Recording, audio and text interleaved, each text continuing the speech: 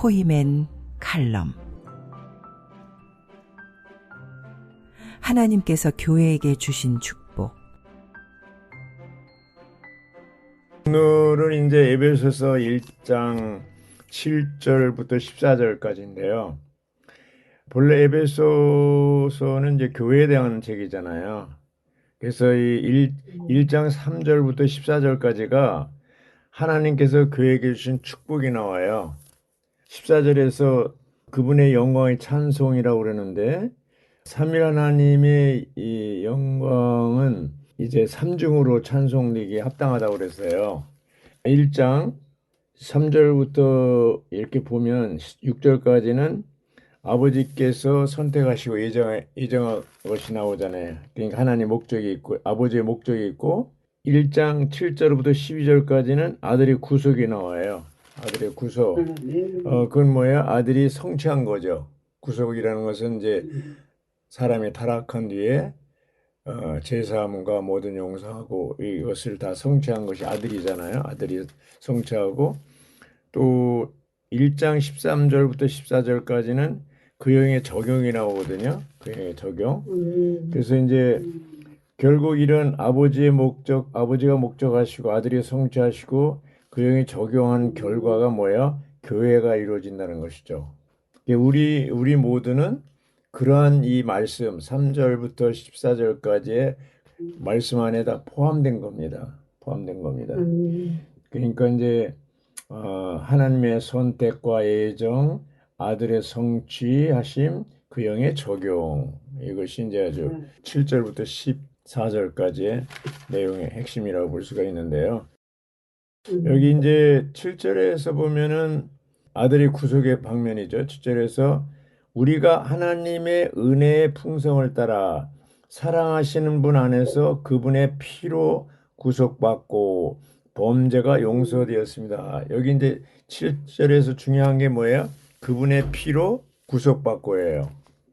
그분의 피가 누구의 피예요? 그리스도, 예수님의 피인데, 구약 시대에는 1500년 동안 율법에 따라서 짐승의 피를 가지고 이제 죄를 질 때마다 그 죄진 사람이 소나 염소나 이런 양을 끌고 와서 그 머리에 안수하고 네가 내 대신 좀 죽어달라 해가지고 그 제물을 드렸거든요. 그러니까 짐승의 피를 가지고 이제 하는데 그거는 죄가 없어지는 게 아니라 가릴 뿐이라고 그랬어요. 근데 신약에 와서 히브리서에 보면 영 단번에 예수님께서 피 흘리심으로 말미암아 영 단번에 죄 문제가 해결된 거예요. 히브리서 9장 22절은 뭐라 그랬어요? 피 흘림이 없으면 제사함도 없다 그랬어요. 근데 구약 시대에는 제질 때마다 제물을 드렸는데, 신약에 와서는 짐승의 피가 아니고 예수 그리스도의 피로 말미암아 영 단번에 한 번으로 이제 죄 문제가 해결된 거예요. 그렇죠? 그게 이제 아주 놀라운 거죠. 9장 28절에 그 영단번 한 겁니다. 자, 이렇게 그분의 피로 구속을 받았기 때문에 왜 구속이 필요합니까? 사람이 하나님이 창조했는데 타락했죠. 타락한 사람 하나님 앞에 나갈 수 없잖아요. 그래서 2000년 전에 하나님이 친히 육신 입고 나타나셔서 인생을 사시고 십자가에 죽으시고 피 흘리시고 구속하신 거죠. 그리고 나서 여기서 십자가에 죽고 끝났다면 의미가 없지만 사흘 후에 뭐예요? 부활하셔서 생명 주는 영이 되신 것이죠. 결국 그러한 그 영이 적용될 때 우리에게 뭐가 돼요?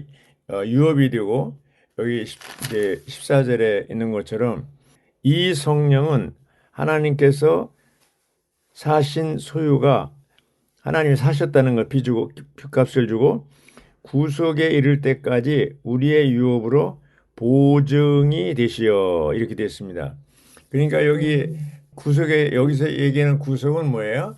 우리 영이 거듭날 뿐 아니라 우리 혼이 변화될 뿐 아니라 우리 몸이 변형되는 것. 빌립보 3장 21절에 우리의 낮은 몸, 천한 몸이 영광스러운 몸으로 변형되는 것이 말하는 겁니다. 여기서 구속은 영과 혼과 몸을 다 이제 하나님의 유혹을 받을 만한 자격이 있게 하는 것이죠.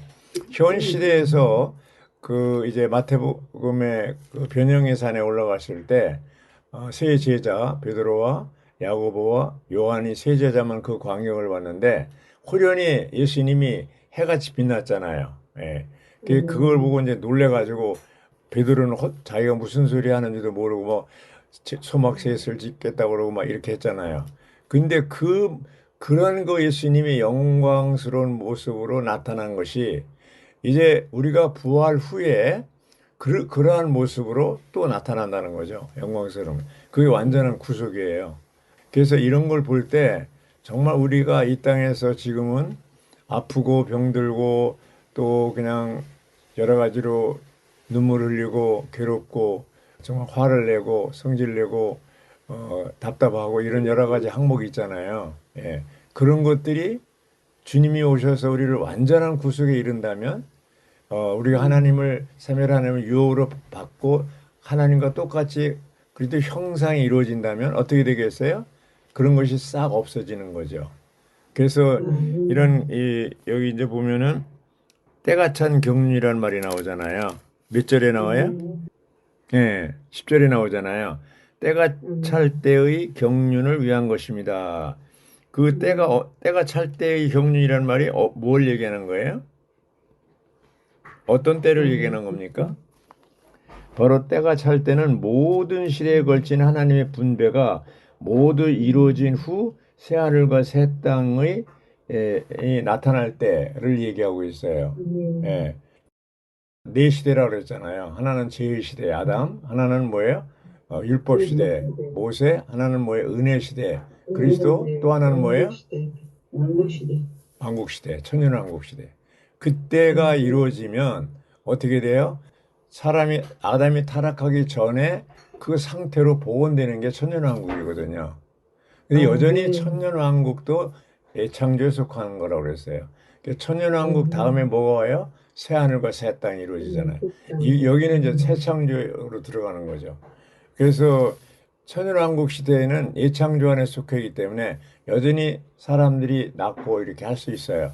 근데 이러한 그 때가 찬 경륜이 다 이루어지고 이제 우리 몸이 완전히 구속되고 유업으로 다 하나님이 우리에게 놀라운 유업을 하나님이 우리 유업이 되고 우리가 또 하나님 유업이 되고 이렇게 해서 하나님과 사람이 완전히 하나 된 상태가 이루어질 때 이게 이제 영광의 찬송이 이루어지는 거예요. 근데 이 찬송을 누가 하냐? 천사들이 하는 겁니다. 천사들이.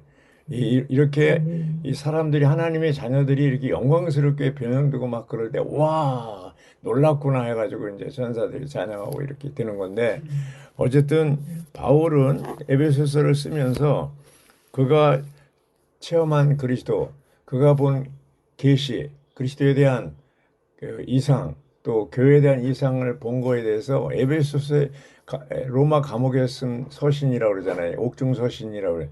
에베소서를 쓸 때 로마서하고 달리 에베소서는 뭐예요? 로마서는 땅에서부터 올라가는 건데 땅에서부터 시작되는 건데 에베소서는 뭐예요? 하늘에서부터 시작되는 거잖아요. 그러니까 영역이 우리의 관념하고 다른 거예요.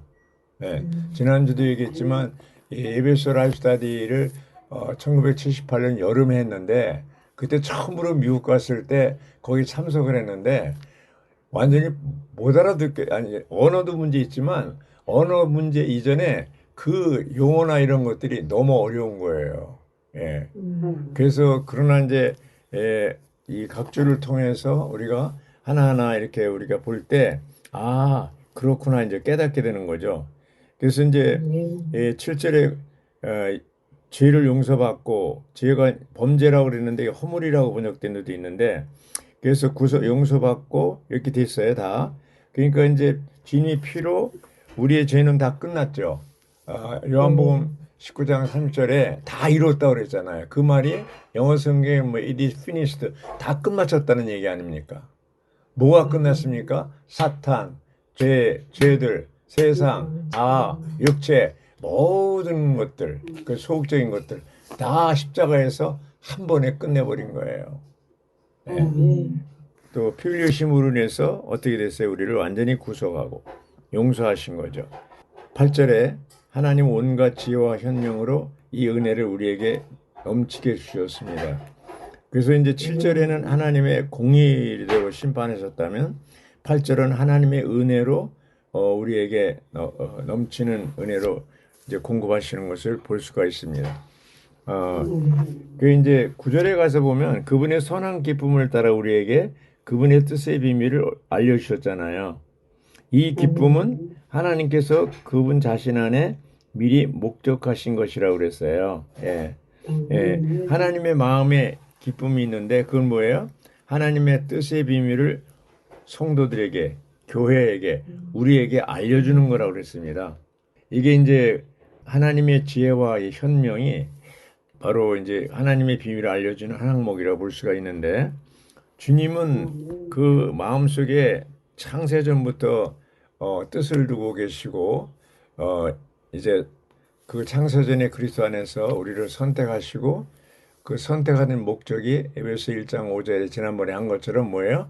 아들의 자격을 얻도록 하는 데 있죠. 예. 그래서 이제 아들의 자격을 얻도록 예정하신 거잖아요. 그 지난번에 어떤 얘기했죠. 예정 문제가 한국 사람들 특히 장로교에서 많이 논의이 되기 때문에 칼빈이 얘기하는 예정은 구원받느냐 받지 못하느냐 이걸 가지고 얘기한 거예요. 그렇지만 여기서의 1장 5절에서의 예정은 뭐예요? 바로 아들의 자격을 얻는 거예요. 그러니까 우리를 그리스도 안에서 선택하시고 시간 안에서 우리를 부르셔서 교회 생활 안에 넣었는데 결국 뭐예요? 아들의 자격, 즉 하나님의 유업을 물려받을 수 있는, 유산을 물려받을 수 있는 자격이죠. 여기까지 이 자격을 얻기까지 우리를 교회 안에서 자라게 하시는 거예요.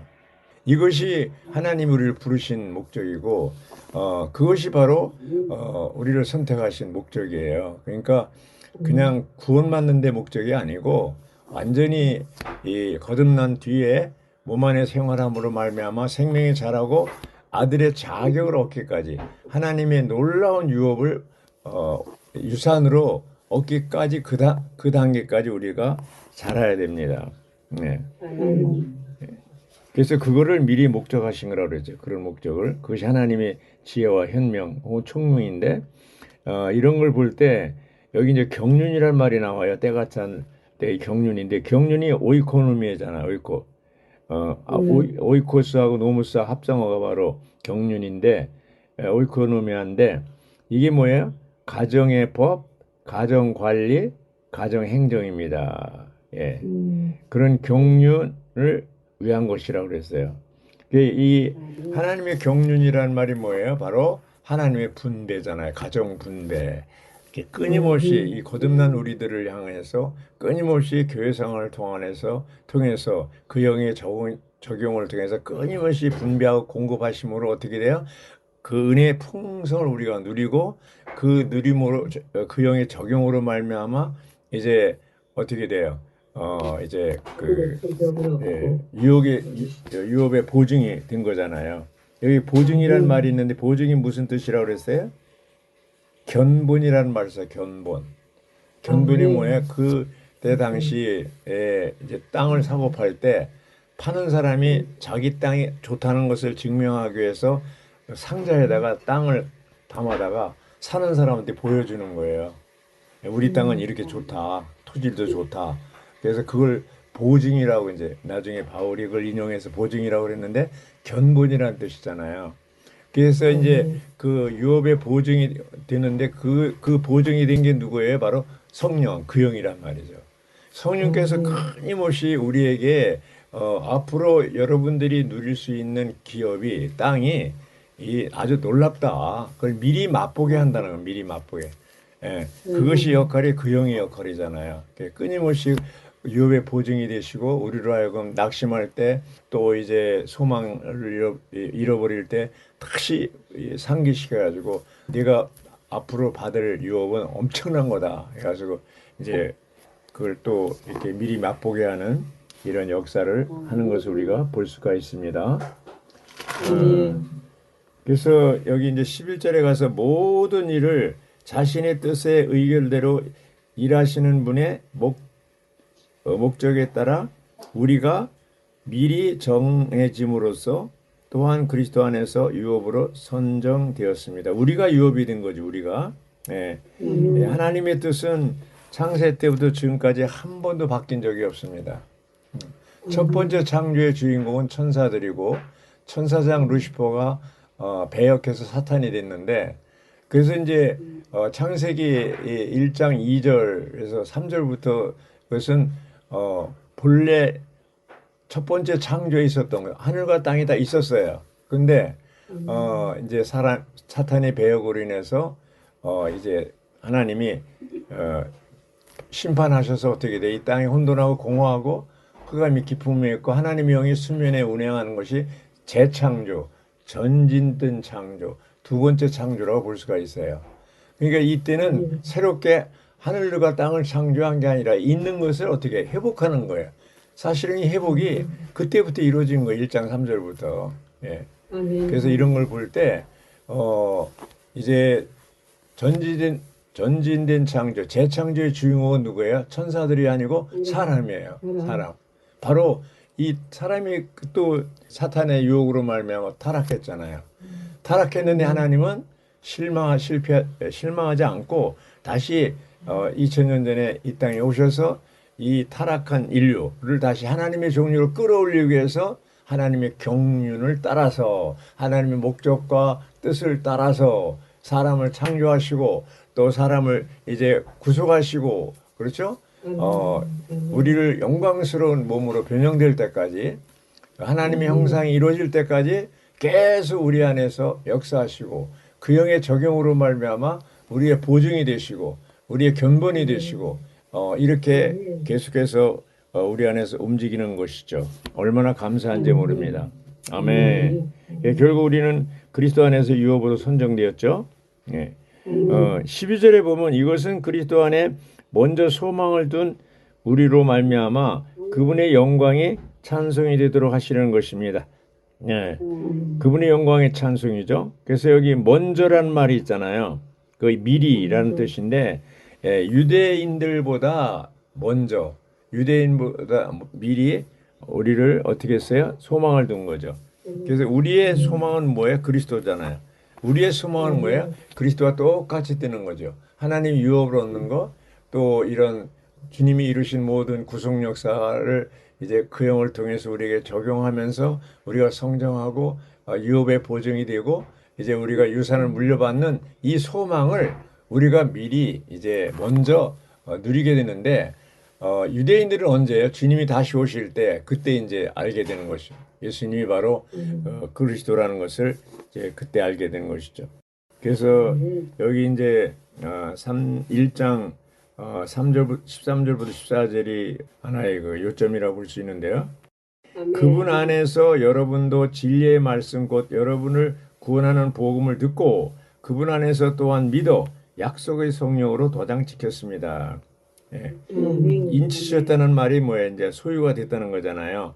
이 성령은 하나님께서 사신 소유가 구속에 이를 때까지 우리 유업의 보증이 되시어 그분의 영광에 찬송이 되도록 하시는 분이십니다. 이렇게 된 겁니다. 하나님께서 우리를 핏값으로 주고 사셨잖아요. 사도행전 20장 28절에 있는 것처럼 우리 사셨는데 사시고 나서 언제까지 우리를 유업의 보증이 되시냐? 구속에 이를 때까지. 그렇죠? 아까 말씀드린 대로 이 몸의 구속을 얘기합니다. 여기선 몸의 구속을 의미하는데, 구속하신 사람들, 그리스도의 피로 사신 하나님의 소유된 백성들을 영과 혼과 몸이 완전히 변형될 때까지, 아까 말씀드린 대로 빌립보서 3장 21절 우리의 낮은 몸, 우리의 천한 몸이 영광스러운 몸으로 변형될 때까지 우리를 이제 계속해서 움직인다는 거죠.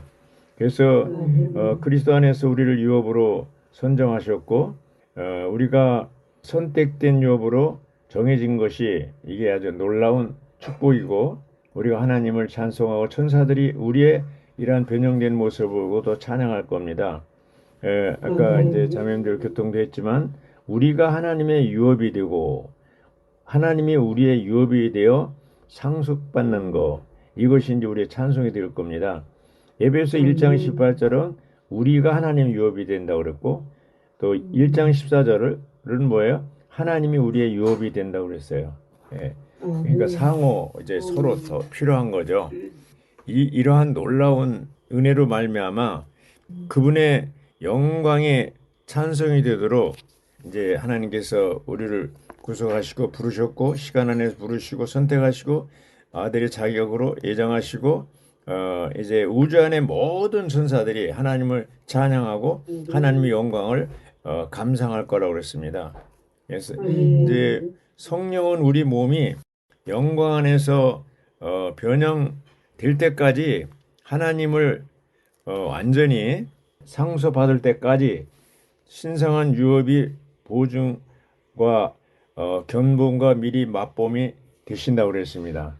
그래서 주님이 일단 우리가 선택받고 예정되어 있기 때문에 그것이 이루어질 때까지 우리 안에 들어오신 이 성령은 그 영은 쉬지 않고 계속 움직이고 일하실 겁니다. 그러니까 우리는 언제까지 이기는 자가 되냐, 뭐 내가 어떻게 되냐 이런 거 염려하지 마시고 중요한 건 우리가 주님에 대해 삼위 하나님에 대해서 열린 마음을 가지고 있어야 돼요. 항상 우리가 이제 환경이나 어떤 지체들을 통해서 상처 있거나 또 어려운 환경이 오면은 실망하게 되잖아요. 실망하지 말고 그리스도가 소망이 드는 거잖아요. 먼저 소망을 둔 우리로 말미암아 이런 거 먼저 이렇게 해야 되는데 궁극적으로 그리스도가 교회의 머리가 되잖아요. 때가 잘 때 경륜을 위한 것이 이 경륜은 만물고 하늘들에 있는 것이나 땅에 있는 것들이 다 그리스도 안에서 머리이신 그리스도 아래 통일되도록 하는 것입니다. 이 말이 중요한 거예요. 머리이신 그리스도 아래 통일되는 거예요. 먼저는 교회의 머리가 되는 거죠. 그리스도가 교회의 머리가 되고 나중에 이제 어떻게 돼요? 만물의 머리가 됩니다. 그 만물의 머리는 언제 이루어지냐? 때가 차야 돼요. 그래서 지금 이 시대에는 우주적으로 이제 붕괴됐잖아요. 지금 우주의 붕괴의 무더기에 있는데 그래서 그리스도가 머리가 되지 않고 있죠. 그래서 온 세상이 다 지금 붕괴의 무더기에 하나님 보실 때 지금 현 시대는 근데 교회에서 먼저 그리스도가 머리가 되는 이것이 이루어지면 다음 세대에 와서 어떻게 돼요? 천년왕국에서 이제 만물의 머리가 되시는 거예요. 누가? 그리스도께서. 그 그리스도 아래 통일되는 것이 머리로서 통일되는 것이 하나님의 놀라운 계획이에요. 아주 빠바바빠 하면가지고 이제 완전히 이렇게 통일될 때 정말 놀라운 때가 옵니다. 지금은 전부 자기가 머리라고 그러잖아요. 누가 트럼프도 자기가 머리 노릇하려고 그러고 다 강대국들이 지가 머리라고 그러는데 다 가짜예요. 그리스도가 오시면 만물을 그리스도의 머리 되심 아래 통일시킬 겁니다. 네. 그때가 언제예요? 천년 왕국이고 그때가 언제 새하늘과 새 땅이 이루어질 때는 완전히 그리스도가 머리로서 통일될 것입니다. 그런 것이 우리의 소망이잖아요. 우리가 이런 소망을 두고 이렇게 살 수 있기를 바라고요. 여기 있는 것처럼 주님의 피값으로 우리를 사셨고 또 우리 몸의 구속이 이를 때까지 계속해서 우리 안에서 보증이 되시고 그분이 찬송이 되도록 이제 역사하고 계시기 때문에 시작하신 분이 끝까지 우리를 이제 그 영광의 찬송이 되도록 인도하실 것입니다. 그래서 다시 한번 이제 약간 정리하면 1장 3절부터 6절까지 하나님의 선택과 예정이 나오고 또 7절부터 12절까지는 아들의 구속, 성취가 나오고 그리고 13절, 14절은 뭐예요? 그 영의 적용이 나오는 거예요. 그래서 이 삼위일 하나님의 축복인데 이런 축복의 결과는 뭐예요? 바로 교회가 성립되는 것이고 교회가 성립된다는 것은 뭐예요? 이 땅 위에서 교회 안에 그리스도가 머리가 되시고 이 머리 아래 머리이신 그리스도 아래 통일되고 오는 시대에서는 뭐야? 만물 위에 머리가 되시는 거예요.